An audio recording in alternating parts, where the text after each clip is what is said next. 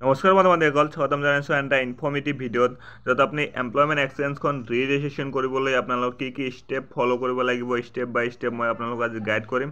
লগতে কিছুমান কেণ্ডিডেটৰ OTP problem হৈ আছে, ইমেইলত OTP অহা নাই, ইমেইল OTP এতিয়ালৈকে অহা নাই। কিছুমান কেণ্ডিডেটৰ কি উপায় আছে সেইটো উপায় কম। লগতে কিছুমান কেণ্ডিডেটক এমপ্লয়মেণ্ট এক্সচেঞ্জখন ৰি-ৰেজিষ্ট্ৰেশ্যন কৰিব নালাগে।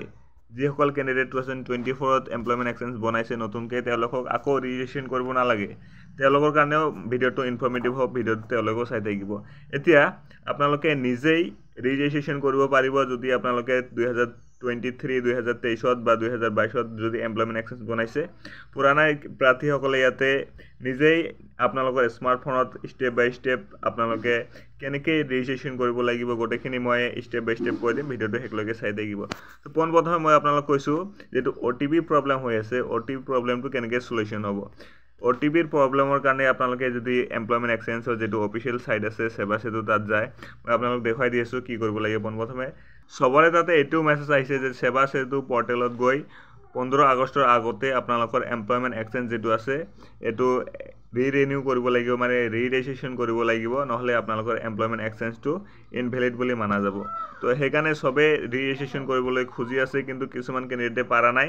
যিসকল কেণ্ডিডেটে নিজে ৰি-ৰেজিষ্ট্ৰেশ্যন কৰিব নোৱাৰে, নিজৰ এমপ্লয়মেণ্ট এক্সচেঞ্জখন কিবা প্ৰব্লেম আছে তেওঁলোকে এইটো নম্বৰ যদি হোৱাটছএপ কৰে আৰু নিজৰ ডকুমেণ্টছখিনি পঠালে 100 ৰুপিজ চাৰ্জ দি আপোনালোকৰ যিটো এমপ্লয়মেণ্ট ৰি-ৰেজিষ্ট্ৰেশ্যন আছে সেইটো আপোনালোকে পাই যাব। আপোনালোকৰ নথি পত্ৰ লগতে আপোনালোকৰ যিটো এমপ্লয়মেণ্ট এক্সচেঞ্জৰ কাৰ্ডৰ PDF পোৱা যায়, ৰেজিষ্ট্ৰেশ্যন কৰাৰ পিছত গোটেইখিনি পাই যাব।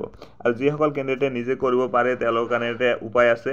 তেওঁলোকৰ তাত যদি OTPটো যোৱা নাই, OTPৰ কাৰণে এটা প্ৰব্লেম চলিউশ্যনৰ উপায় আছে মোৰ তাত। আপোনালোকে কি কৰিব লাগিব, আপোনালোকে দিনত কৰিলে আপোনালোকে ছাৰ্ভাৰ ডাউনৰ প্ৰব্লেম দিয়ে, বহুতখিনি লোড লয় এইটো এটা ৱেবছাইটে, সেইকাৰণে ছাৰ্ভাৰ ডাউনৰ প্ৰব্লেম দিয়ে। সেইকাৰণে আপোনালোকে কি কৰিব, ৰাতিপুৱা আপোনালোকে 5:30 পৰা 8:30 মাজত আপোনালোকে ট্ৰাই কৰিব পাৰে এইটো ৱেবছাইটত।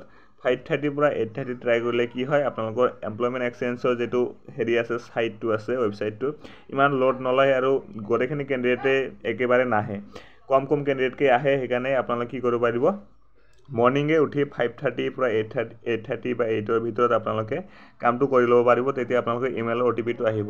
আৰু আপোনালোকে কি কৰিব পাৰিব, আপোনালোকে নাইট মানে ৰাতি 12টাৰ পিছত আপোনালোকে যদি ট্ৰাই কৰে, 12:30 পৰা 3:30 ভিতৰত আপোনালোকে OTP অহাৰ চান্সেছ বহুত ফুল্লি আছে, আপোনালোকে ইয়াতে পাই যাব। তাৰপিছতো পাব, মানে 12টাৰ পিছৰ পৰা আপোনালোকে 8টালৈকে ইয়াতে আপোনালোকে ছাইটটো খালী থাকে, মানে এমটি থাকে। আপোনালোকে যদি ট্ৰাই কৰে আপোনালোকে ইমেইল OTPটো পাই যাব আৰু আপোনালোকৰ যিটো ৰেজিষ্ট্ৰেশ্যনৰ কাম আছে সেইটো কামটো আপোনালোকৰ হৈ যাব। মই আপোনালোক এটা ডেমো দেখুৱাই আছোঁ, আপোনালোকে ৰাতি কেনেকৈ ইমেইল OTPটো পাব। মই কালি এইটো দিনত ট্ৰাই কৰিছিলোঁ আৰু ৰাতিহে মোৰ OTP কেইটা আহিছে। পোনপ্ৰথমে যিটো OTP আহিছিল এইটো 12:43 আহিছে, 12:43 OTP ৰাতি আহিছে, AM লিখা আছে, ইয়াতে চাব পাৰে আপোনালোকে। তাৰপিছত আৰু এটা OTP আহিছে, এইটো হ'ল 103। মই দিনত ট্ৰাই কৰিছিলোঁ, ৰিচেণ্ট মাৰিছিলোঁ এবাৰ, সেইকাৰণে আকৌ এটা আহিছে। দিনত ট্ৰাই কৰাৰ পিছতহে ৰাতি আহিছে। আপোনালোকে কি কৰিব পাৰে, আজি যদি দিনত ট্ৰাই কৰে তেনেহ'লে কালি আকৌ দিনত সেইটো ৱেবছাইটত গৈ OTPটো ফিল কৰিব পাৰে, কিয়নো এইটো OTP যিটো ভেলিডিটি আছে, ভেলিডিটিটো 48 আৱাৰ্ছৰ হয়, মানে 48 ঘণ্টা ভেলিডিটি থাকে। আপোনালোকে এটা ভেলিডিটিত দি আপোনালোকে কৰিব পাৰিব। নাইবা ইমান ভেজাল কৰা বাদ দি আপোনালোকে যিটো মই টাইম কৈছোঁ এই টাইমত যদি আপোনালোকে ট্ৰাই কৰে, ৰাতিপুৱা ইমানখিনি টাইমৰ ভিতৰত যদি আপোনালোকে ট্ৰাই কৰে তেনেহ'লে ইজিলি আপোনালোকৰ কামটো হৈ যাব। আৰু নাইবা আপোনালোকে যদি তথাপিও কৰিব পৰা নাই তেনেহ'লে এইটো হেল্পলাইন নম্বৰ দিয়া আছে, এইটো নম্বৰত যদি কণ্টেক্ট কৰে 100 ৰুপিজ ফিজ দি আপোনালোকৰ নথি পত্ৰ পঠাই দিলে কামটো কৰি দিয়া হ'ব। তো আজিৰ কাৰণে আছিল ইমানেই। ভিডিঅ' যদি ভাল লাগিছে এটা লাইক কৰি দিব, লগতে চেনেলটো ছাবস্ক্ৰাইব কৰি দিব। Thank you so' much, thanks for ৱাচিং। ভিডিঅ' দেখাৰ বাবে ধন্যবাদ। জয় অসম।